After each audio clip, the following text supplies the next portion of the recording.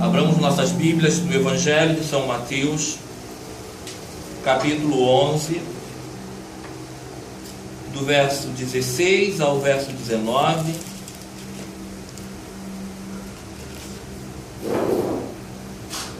E depois de 25 a 30.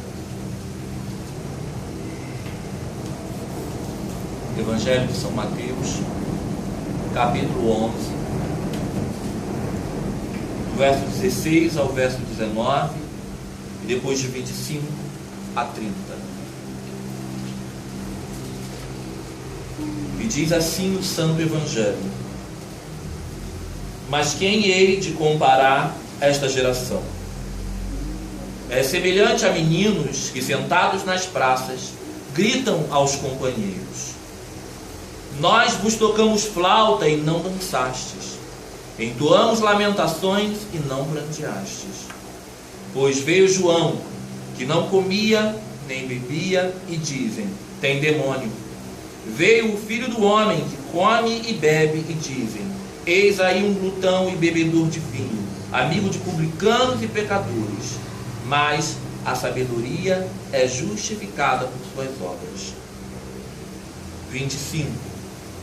Por aquele tempo exclamou Jesus: graças te dou, ó Pai, Senhor do céu e da terra, porque ocultaste estas coisas aos sábios e entendidos, e as revelastes aos pequeninos. Sim, ó Pai, porque assim foi do seu agrado. Tudo me foi entregue por meu Pai. Ninguém conhece o Filho senão o Pai, e ninguém conhece o Pai senão o Filho, e aquele a quem o Filho o quiser revelar. Vinde a mim todos os que estáis cansados e sobrecarregados, e eu vos aliviarei. Tomai sobre vós o meu jugo, e aprendei de mim, porque eu sou manso e humilde de coração, e acharei descanso para a vossa alma, porque o meu jugo é suave e o meu fardo é leve. Meus irmãos, minhas irmãs, estas são para nós palavras de vida, palavras de cura, palavras de graça e salvação. Glória a vós, Senhor. Você pode se assentar, curvar sua cabeça. Te convido a orar junto comigo. Senhor, Deus Pai e Mãe, que nos elegeu desde antes da fundação do mundo em amor. Obrigado, Senhor, porque nesta noite temos mais uma oportunidade de estar em Tua presença, de ouvir Tua palavra. Fala, pois, então aos nossos corações, pois temos sede e fome de justiça, que encontramos somente em Tuas palavras. É o que nós pedimos em nome de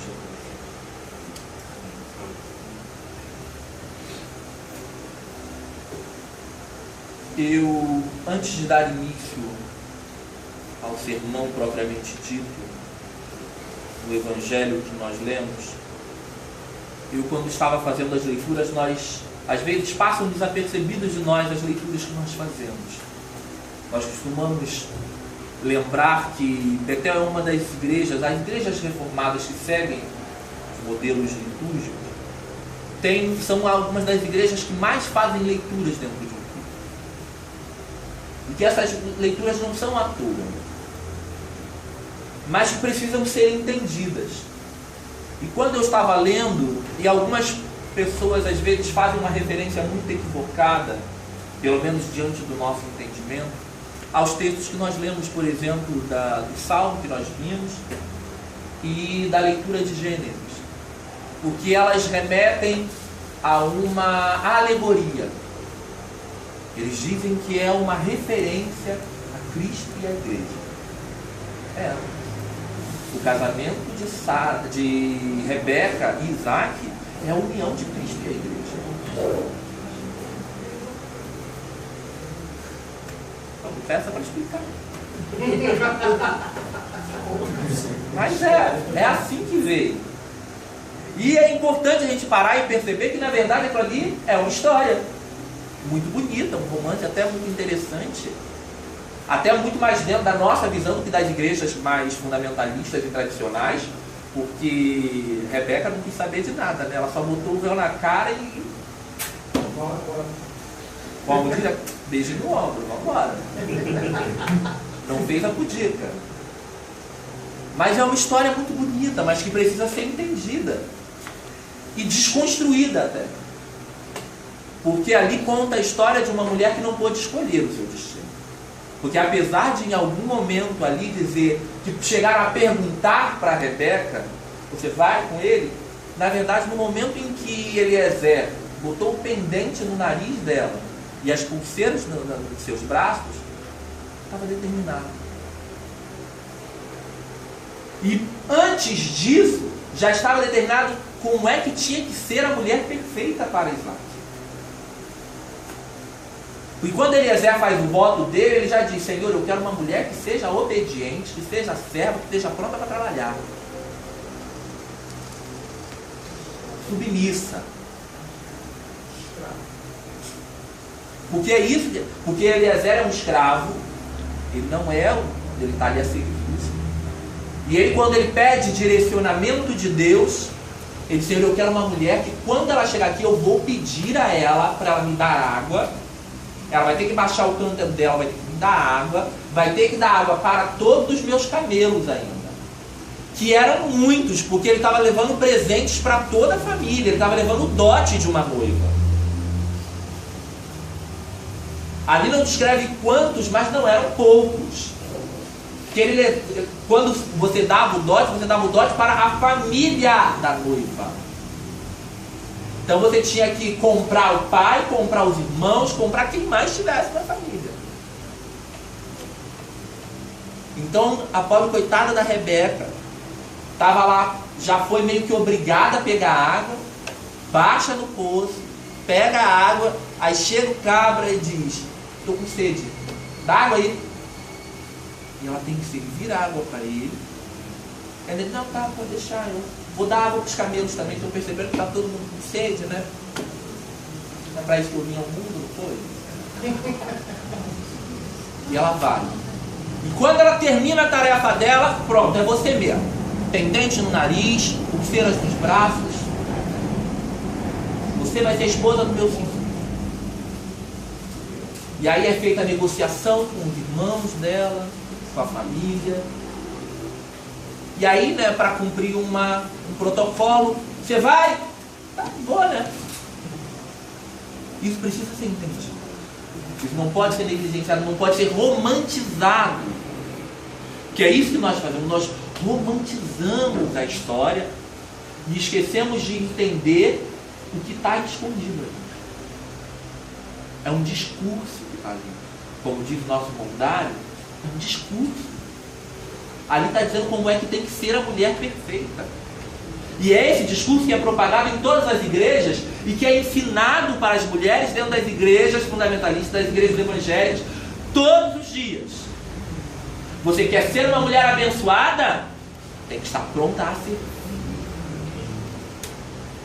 E é isso que nós temos que lutar contra. A mulher tem o direito de dizer um não. Você vai? Não vou não. Me dá água. Vai, pega. Tem mão? Quer que eu te empreste o vaso? Até te empresto, mas depois me devolve ele cheio de novo. É isso que nós fomos chamados para fazer. Ali não é o casamento de Cristo e a igreja. Cristo não vai botar a sua igreja a serviço, escravizada, subserviente. Não. A sua igreja é livre. Ela foi chamada para a liberdade. Assim como as mulheres foram chamadas também para a liberdade. Porque em Cristo não há escravo, não há liberto, não há homem, não há mulher, não há negro, não há branco. Todas essas barreiras foram rompidas. Todas elas foram derrubadas em Cristo Jesus no seu sacrifício. Mas agora, passando para o texto do Evangelho que nós lemos, eu quero dividir essa leitura em duas partes, bem distintas, começando pela parte do verso 16 ao verso 19. Quando Jesus, mais uma vez, compara os homens a crianças. Ele faz, mais uma vez, uma alegoria para nos ensinar e nos compara a crianças. E no texto da Bíblia Tebe, que é um texto que vai mais dentro do original, baseado na Bíblia de Jerusalém, não fala meninos, como diz aqui. A nossa versão já é um pouquinho machista, bota meninos. Na Bíblia Tebe, na Bíblia de Jerusalém, fala crianças. Estando as crianças, compara com crianças em uma praça. Eu vou ler o texto de acordo com a Bíblia Tebe, que eu prefiro. Diz assim, do verso 15 ao verso 16. A quem compararei essa geração? É comparável a crianças sentadas nas praças, que interpelam outras, dizendo: tocamos flautas para vós e vós não dançastes. Entoamos um cântico fúnebre e não batestes no peito. De fato, veio João, não come nem bebe, e dizem: ele perdeu o juízo. Veio o Filho do Homem, ele come e bebe, e dizem: este é um glutão, um beberrão, amigo dos coletores de impostos e dos pecadores. Mas a sabedoria foi reconhecida justa por suas obras. Crianças em uma praça, pracinhas com brinquedinhos, e uma vai perguntando à outra, buscando conhecer, saber, ter entendimento de alguma coisa, compreender.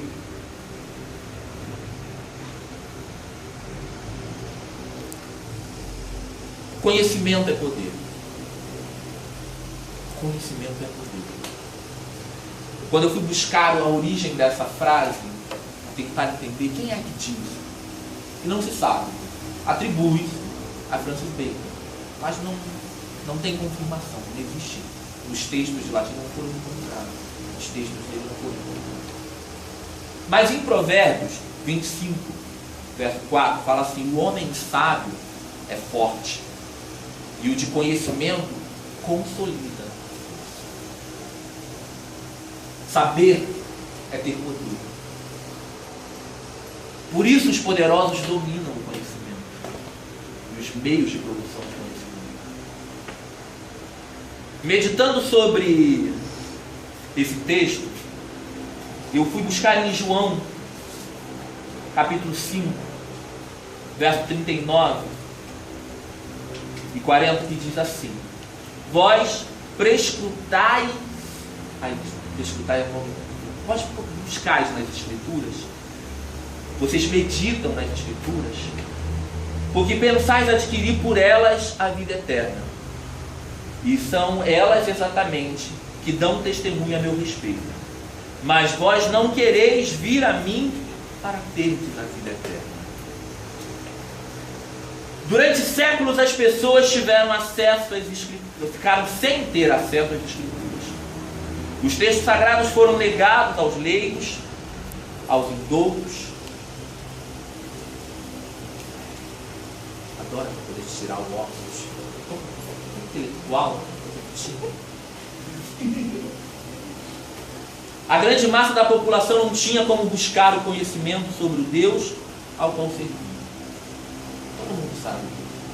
Antes da Reforma Protestante existia um modelo de culto. Alguém aqui sabe como é que era esse modelo? Não lembro. O sacerdote, ele realizava os cultos de costas para o povo. Era a igreja até então, somente a igreja católica e as suas vertentes da igreja católica. Ainda não existia um movimento da reforma, que muitos acham que a reforma deu origem diretamente à igreja evangélica. Não foi. Ainda essa noite estava conversando com a minha irmã sobre isso. Um pregador estava falando que achava que a igreja evangélica tinha nascido disso, né? Mas tudo bem, que essa era a primeira, mas deixa quieto.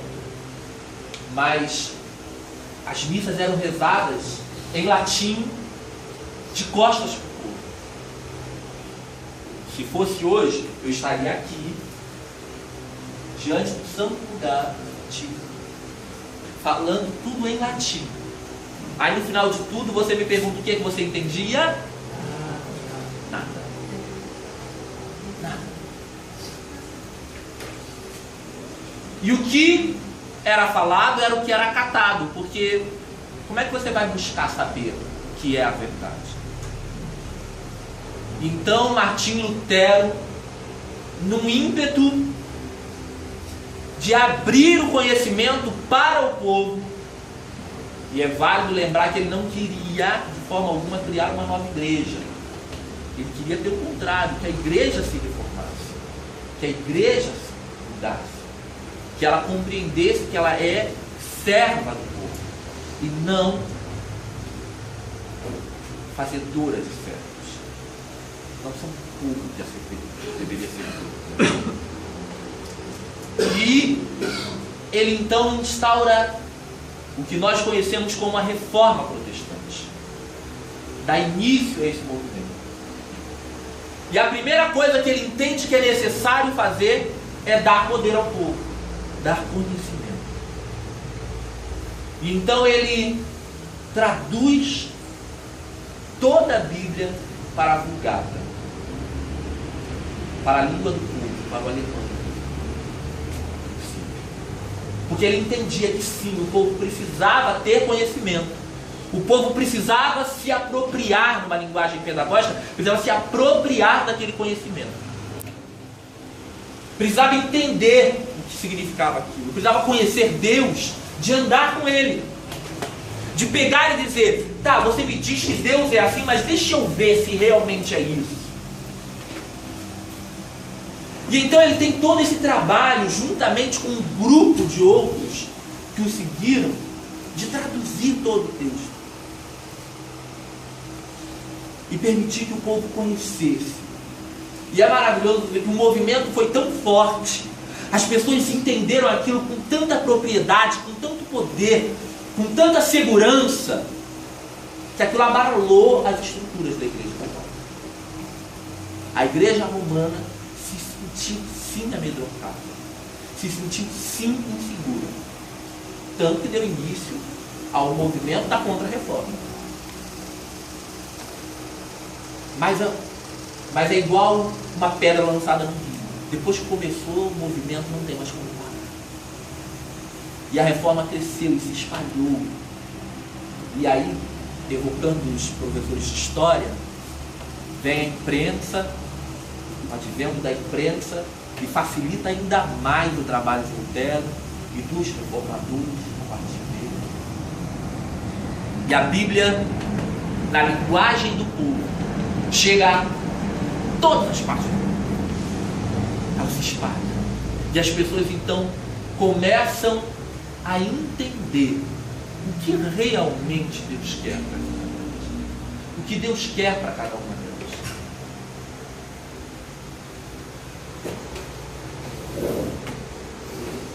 Ele teve trabalho, muito trabalho. O povo não era alfabetizado, a maior parte do povo não tinha conhecimento. Então primeiro ele teve que alfabetizar o povo, ensinar o povo a ler, para então o povo começar a ter acesso às escrituras. E o que eu quero chamar a nossa atenção, na verdade, é que a partir daquele movimento, teoricamente, nós hoje então teríamos uma população que não precisaria mais crer no que as pessoas lhe diziam, simplesmente.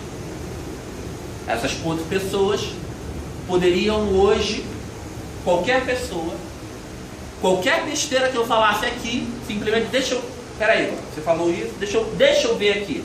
Você falou que está escrito onde mesmo? Vamos ver se está mesmo. Seria isso. E poderiam pensar por si mesmos.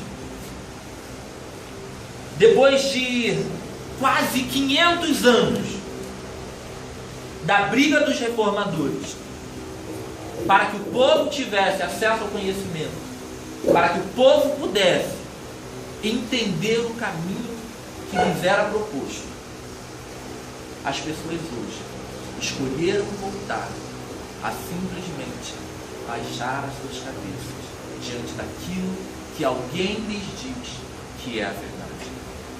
diante daquilo que alguém diz que é a palavra de Deus. Nós somos as principais vítimas disso. Nós vivemos isso todos os dias. O povo ele retorna aos primórdios do cristianismo e devolve aos líderes religiosos. Eu não vou falar os nomes porque nós estamos sendo filmados, então não preciso falar o nome, mas nós vemos aí nas redes de televisão, nas grandes mídias, ou nas mídias não tão grandes assim, vários delas também,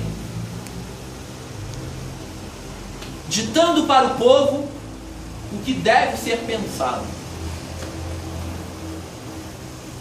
E eu te digo que provavelmente Lutero, Calvino e todos os demais reformadores devem ficar com os ossos tremendo dentro do mundo.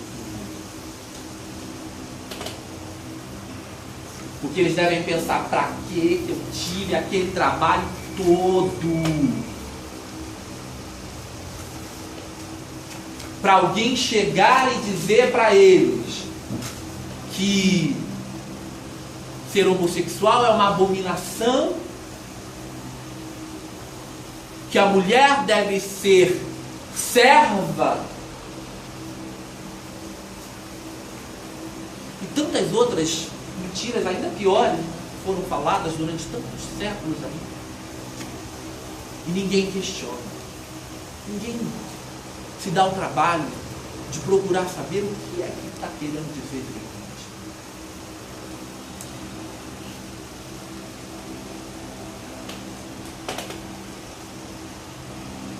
Por um outro ponto,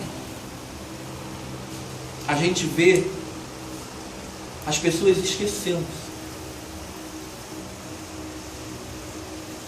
e preferem se comportar como crianças. É como ser como uma criança. A criança não é responsabilizada. E eles preferem perguntar para as outras crianças. E aí chega alguém e diz: olha só, eu estou tocando uma música, é para você dançar. Faz o que eu estou mandando. A música agora é triste, então chora. Faz o que eu estou te falando. Obedece, é melhor. Eu sei o que é melhor para você. E as pessoas vão obedecendo e vão emburrecendo. Eu não sei quantos aqui assistiram na segunda-feira passada. Amanhã vai completar uma semana. O pastor Caio Fábio, ou melhor, ele prefere hoje não ser mais chamado de pastor, segundo ele mesmo disse. Ele esteve no programa do Danilo Gentili, dando uma entrevista para ele. Que lindo, né? Eu achei tão maravilhoso. O Luanda teve 2 semanas atrás, agora ele. Tá bom o negócio, né? Então, todo nível, será? Estou perto? Quase lá? E ele começou a falar muito e contar o sentimento que ele tem hoje ao ver o que as igrejas se tornaram. Porque, segundo as palavras dele mesmo, durante 30 anos do ministério dele, ele se dedicou a ensinar, a trazer às pessoas conhecimento para que elas fossem livres. Eu não estou usando as minhas palavras, estou usando as palavras dele. Porque ele acreditava que as pessoas erravam porque não conheciam. Então ele diz: eu gastei 30 anos do meu ministério, investi 30 anos do meu ministério ensinando para que as pessoas pudessem fazer as escolhas corretas. Para o final de tudo isso eu percebi que as pessoas querem e preferem se emburrecer. Preferem ser manipuladas dentro das igrejas. Como nós vemos hoje acontecendo todos os dias. E é todos os dias porque essas igrejas abrem de segunda a segunda. com cultos temáticos, porque eles querem atender a um nicho, a linguagem correta, a uma clientela de pessoas que querem alimentar. E aí eu quero chamar muita atenção, porque as pessoas dizem que nós, LGBTs, quando temos uma igreja que nos aceita, quando temos seminários teológicos que fazem uma leitura inclusiva das Escrituras, que estudamos a respeito disso, eles dizem que nós estamos amontoando para nós doutores segundo as nossas próprias concupiscências. Eles estão usando as palavras da Bíblia. Que eles dizem que nós, tendo comichão nos ouvidos, amontoamos para nós doutores segundo as nossas próprias concupiscências, segundo os nossos desejos, para atender às nossas demandas. Enquanto na verdade é diferente. São essas igrejas que todos os dias abrem, porque tem que ter um culto para a libertação, tem que ter um culto para a prosperidade, tem que ter um culto para os relacionamentos, tem que ter um culto para isso, um outro culto para aquilo. Estão atendendo a uma demanda de mercado, usando uma linguagem bem administrativa. É exatamente isso. É mercado, oferta e procura. Por que nós não conseguimos ter uma igreja superlotada? Que nós não queremos atender a essa demanda. Nós não nos propomos a isso. Nosso domingo às 18 horas é destinado a ensino, a aprendizado, a conhecimento, porque conhecimento liberta, conhecimento empodera, conhecimento dá direito às pessoas a fazerem as suas escolhas. E eu assisti a entrevista e eu fiquei maravilhado com a forma como ele fala. E eu reconheci muitas das coisas que nós falamos todos os dias nas palavras dele também. Só que eu achei maravilhoso ouvir da boca dele, porque dá legitimidade. A gente sabe que dá legitimidade. Porque uma coisa é uma drag queen ir para a rede nacional de televisão e dizer que é preciso reler as Escrituras. É preciso entender que o Antigo Testamento foi escrito para um determinado período, para um determinado povo, dentro de um contexto social. Outra coisa é o Caio Fábio ir lá e falar a mesma coisa. A drag queen é achincalhada. O Caio Fábio aplaudiu. Mas glória a Deus, a mensagem foi dita também. É preciso entender que eles são e preferem se comportar como crianças numa praça. É melhor, é mais fácil. Tira de cada um de nós a responsabilidade.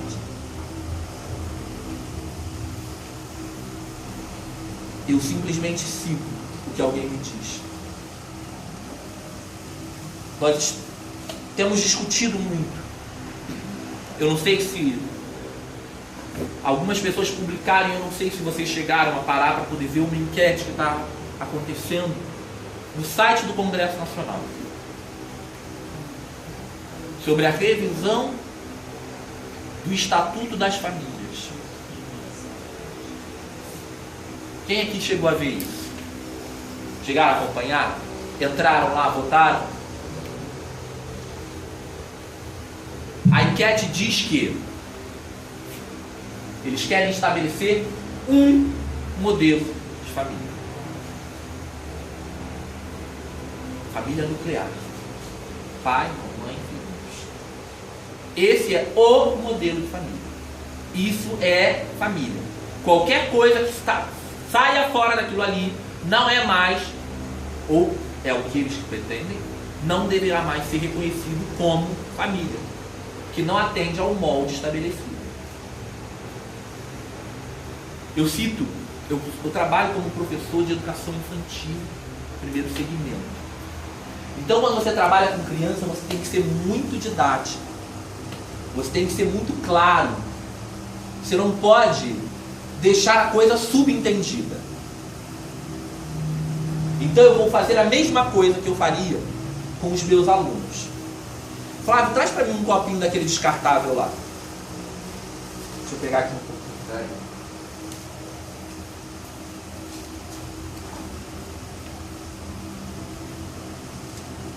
Bota em cima da mesa para mim.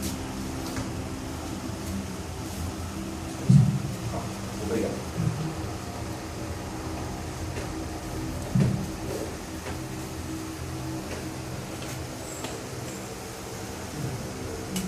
O que são isso? Copos. Todos são copos? É descartável, mas é? Todos então são copos. Todos são copos. O modelo de copo é esse. Isso é copo. O modelo que eu estou estabelecendo de copo é esse. Assim. Tem que ser roxo, quadrado, com a borda maior do que a base. Isso é copo? Não. Isso é copo? Não. Isso é copo? Não. Quem está querendo destruir a família? Quem está querendo destruir a família? Somos nós, que dizemos que tudo isso são copos? Ou quem está dizendo que só isso é copo? Só isso pode ser visto como copo? Só isso pode ser entendido como copo? E que, a partir de então, nada disso aqui mais é copo?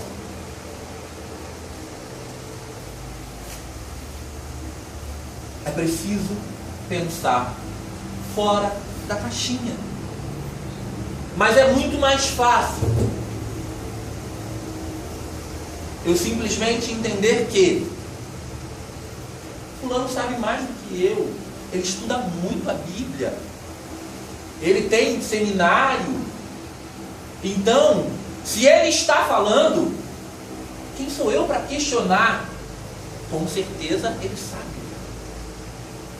E aí eles dizem, o modelo que Deus estabeleceu de família é esse. Essa é a família segundo o coração de Deus. A Bíblia ensina. Em que parte? Qual é o modelo, então, que tem dentre todos os grandes personagens da Bíblia? Vamos ver. A família de Abraão.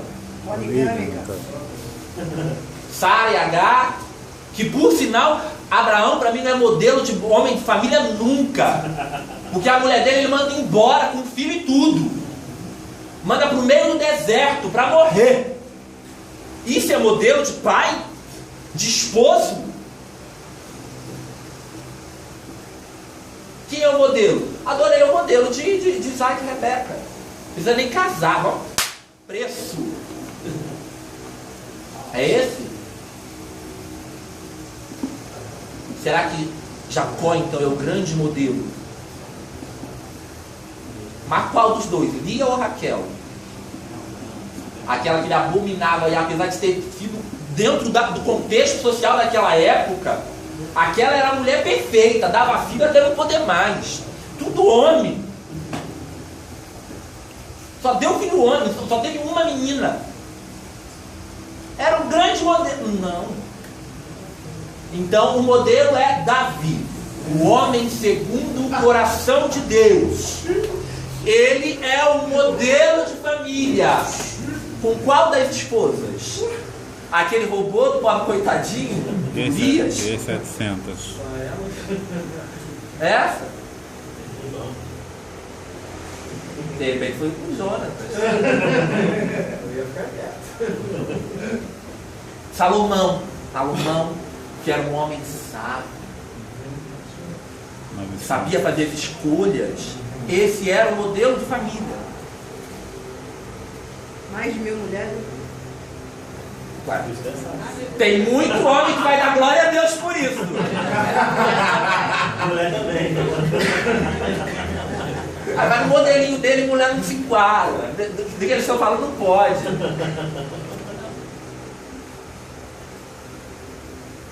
Meus irmãos, nós não estamos destruindo nada.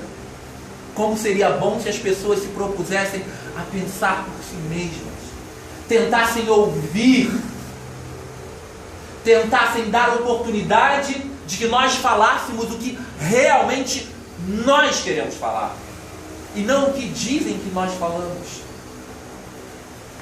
Porque o grande problema que acontece é esse. E eu digo isso porque várias vezes eu experimentei isso. Na igreja de onde eu era, o pastor vice-presidente lá é muito amigo dele. De frequentarmos uma casa com o outro. Eu vi muitas vezes a esposa dele doente, fui lá acompanhá-lo. Vi o filho dele nascer. Mas ele, numa crítica ao PLC 122, a crítica dele era porque aí, a partir de então, as igrejas seriam obrigadas a casar com homossexuais. Aí eu peguei e falei para ele, tá, um casal heterossexual, católico, entra na igreja e vocês queremos nos casar aqui, vocês casam? Ele disse, não. Por que não? Porque nós temos lá nas nossas regras que tem que ser membro da igreja, pelo menos um dos cônjuges. Algumas igrejas tem até que ter que ser os dois. Mas nas nossas regras internas não faz. Exatamente. É a mesma coisa. Não muda. Ninguém vai ser obrigado a nada. O pastor Caio Fábio também fala um pouco sobre isso. Quando ele chega a falar, na época dele era a lei do divórcio.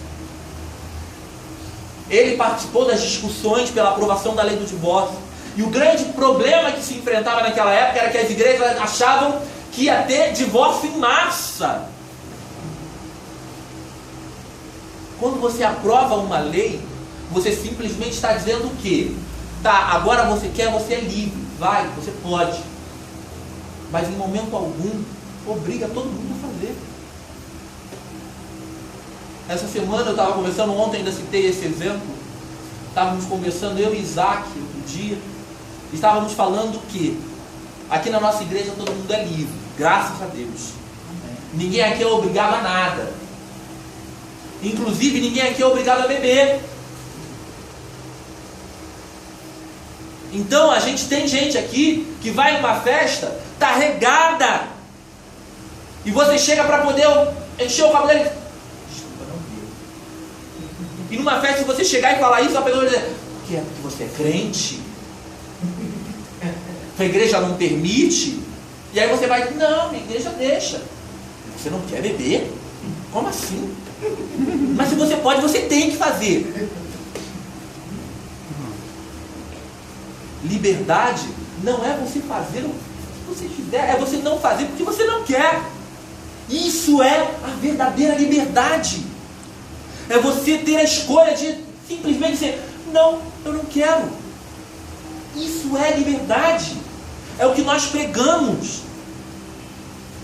Mas aí, como Jesus fala mais adiante, né, tem um grande problema. Porque aí tem aquela, né? É igual o João Batista, é maluco. Porque se não pode nada, é maluco. Mas pode tudo. Está errado também. Como é que funciona esse negócio então? Então vamos fazer igual a Jesus. Betel tem que fazer igual a Jesus. Falem mal, mas falem de mim. Estou seguindo o meu caminho. O que está ficando atrás você pisa.